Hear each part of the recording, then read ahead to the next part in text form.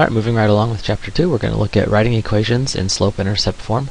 So for this one, we'll look at two vocabulary words, neither of which is actually used in this section that much, but because they're in the textbook at this point, I wanted to throw them out at you, and then we'll probably use them a little bit later on. So the first is constraint. So a constraint is a condition that your solution must satisfy. A lot of times with math problems, there's no constraints unless you're talking about a real-world situation. So when you're just solving an equation with x's and y's that don't actually have any meaning, it doesn't make sense to have a constraint.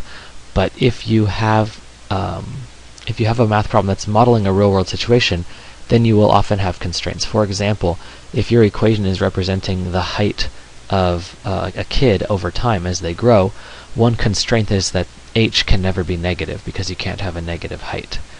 Or even a constraint could be that h has to be larger than like 1 foot or something, because however tall the baby is when it's born. So a constraint is a condition that your solution must satisfy. If you get a mathematical solution that doesn't satisfy the constraint, you have to throw it out because it doesn't realistically model whatever you're trying to model. So that's a constraint. Second is linear extrapolation. So extra means larger than or bigger or outside or above, beyond, something like that. So linear extrapolation is using a linear equation to make predictions outside of your data range. So the extra goes with the outside. So you might collect data on some sample for a range from like 0 to 5, but then that line can extend outward forever, and you can make predictions about your sample, what will happen to it, beyond where you've actually collected the data. So linear extrapolation is really, really useful for all kinds of different sciences, research, sociology, economics, that kind of stuff. So you measure some points in a range that's easy to measure, then you extrapolate outward and make predictions about things above or below where you measured. Alright, some problem-solving tips that actually do go with this section. So these are extremely relevant for the problems that you'll be having for homework. If you're given a slope and 1 point on a line, you can plug them into this equation y equals mx plus b and solve for the y-intercept, right? So if you're given the slope, you can plug m in, and if you're given a coordinate point, remember a coordinate point is x comma y, you can take the x value and the y value and plug them in. X is here, y is here, and you'll have numbers here, here, and here, and you can actually solve for b. Once you know the y-intercept, to find the y-intercept, then you can just write the answer, y equals mx plus b, where now you're plugging in a number for m and a number for b, and leaving x and y as variables. If you're given 2 points, the first thing you need to do is find the slope. So first step, find the slope using rise over run. Remember that the equation for slope for rise over run is y2 minus y1 over x2 minus x1. And I really would like you to show the letter m before you plug stuff into the slope equation. That way when we see your work in your numbers, we know what you're finding. So just put an m in the front, m equals, and then plug in your numbers and get your answer. If you know both the slope and the y-intercept, whether you found it by any of these methods, then you can finally write the equation f of x equals mx plus b, or y equals mx plus b. Remember that whether we use x or f of x or we use a y, this really just means the output, and this right here is the input variable. And then m and b are both constants that tell you about that relationship. Okay, let's do a couple of example problems. Find the equation in slope-intercept form. So here we're given the slope and we're given a point. So we can start with the equation y equals mx plus b. We can plug in everything we know. What is the y value? Y value is 2. What is the m value? M is 4. Multiplied by the x value, which is 3, plus b. So 4 times 3 is 12, so I'll write minus 12, showing my work. So those cancel out. 2 minus 12 is negative 10 equals b. So once you have your b value, yikes, that's supposed to be a star. Once you have your b value, you already had the slope, so you're ready to write the answer. Y equals mx plus b. Y equals m is 4, x minus 10. And you notice a lot of times before I plug numbers into an equation, I write down the actual equation that I'm going to be using. This is extremely helpful both when teaching other people what you're doing, but also for anyone looking back on their work. Where did the m come from? Okay, that's 4. Where did the b come from? Okay, that's negative 10. It's easy to see where things came from. Okay, let's do one more example. Given the slope of -3, the point 1.5 comma -2, we're plugging into y equals mx plus b, so the y value is -2. The m value slope is -3, maybe I'll use parentheses this time, multiplied by the x value, 1.5, plus b. Okay, again, solve for b. So here let's multiply it out. -3 times 1.5 is -4.5.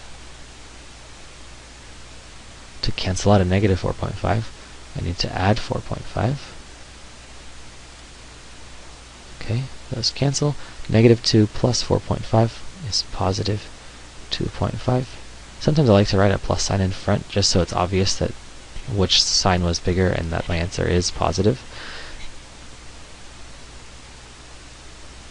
And then on this side all I have is a b. Now I know my b value is 2.5. I can write my equation. Y equals -3x plus 2.5. Again, slope -3 comes from here. Y-intercept 2.5 comes from here. So step 1, get the actual y-intercept. Step 2, plug things into the equation. Okay, last two examples for this section. How do we get an equation of a line if we're given 2 points?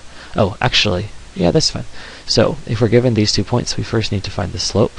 M equals y2 minus y1 over x2 minus x1. Now we can plug them in. Now, if you're not sure or you make a lot of silly mistakes, it's okay to actually label these x1, y1, x2, y2. If you label these, it's a lot more likely you'll get them plugged in the right spot. So y2 is 6 minus y1, which is a 4, over x2, which is a -3, minus x1, which is a 1. So 6 minus 4 is 2. -3 minus 1 is -4. And this reduces to -1/2. And that's my m value. Okay. Now I need to find the y-intercept. Okay. So I can find the y-intercept just like I did before. I can go y equals mx plus b. I can plug in. I can pick either point. Doesn't actually matter. Let me choose this first point. I'll plug in a 4. Equals slope we just found is -1/2 times the x value, which was a 1, plus b. So -1/2 times 1 is just -1/2. Solving for b, I need to get rid of this, so I need to add 1/2 plus 1/2. Cancel. 4.5. I'll write 4.5 equals b. Okay, now I know my m and I know my b, and I can write my equation. Y equals -1/2 x plus my b value, which is 4.5. So you're using the 2 points to get the slope, and then it's like basically the same as the problems before where we use the either point, doesn't matter which one, and the slope that we just found to find the intercept. Now I want to show you like on a graph what this looks like, so I might not skip problem 4 just for the sake of time. If we plot this point, 1, 4, over 1, 1, 2, 3, 4, it's right here. And then this point, -3, 6. So 1, 2, -3, and then up a couple more. So it's about right there. Then this line, so this is a 6, this is a 4, right? I'm going over 4, and then I'm going down 2. So you can see clearly that the slope is -2 over 4, which is what we got. And then the line goes diagonally this way. And you can also see by looking at the graph that it crosses right here at 4.5. So anytime you're doing these and maybe you have extra time at the end of a quiz or test, it doesn't hurt to plot the 2 points on a quick sketch and make sure that what you get as your answer is reasonable and matches up with whatever your answer is. Okay, so for number 4, let me find the slope, but then I won't plug it back in. So the slope, remember, is rise over run, so y2 minus y1, and -4 minus 7 over -2 minus, here's a -1/3. So -4 minus 7 is -11, divided by -2 minus a negative becomes plus. So you should probably get this as a common denominator, so negative 2 is the same as negative 6 over 6, negative 6 over 3. So negative 6 over 3 plus 1 over 3 is negative 5/3.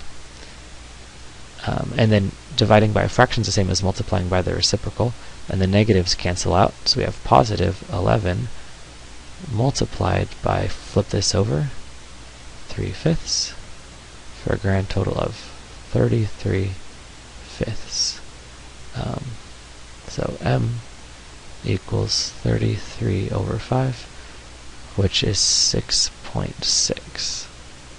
Okay, and once you know that, you could go back and plug in one of these 2 points to find the y-intercept and then get the equation of y. But for the sake of time, and that we've already done that 3 times, I think we're good to move on. But keep this kind of process in mind. Let's look back at these problem-solving tips. If you're given a slope and 1 point, plug them into the equation to get b. If you're given 2 points, first find the slope and then follow that procedure. So you'll do lots of plugging in x, y, and m to get this b value for this section. And then in later sections we'll learn other ways that you can do this. But keep practicing for now and we'll be all set.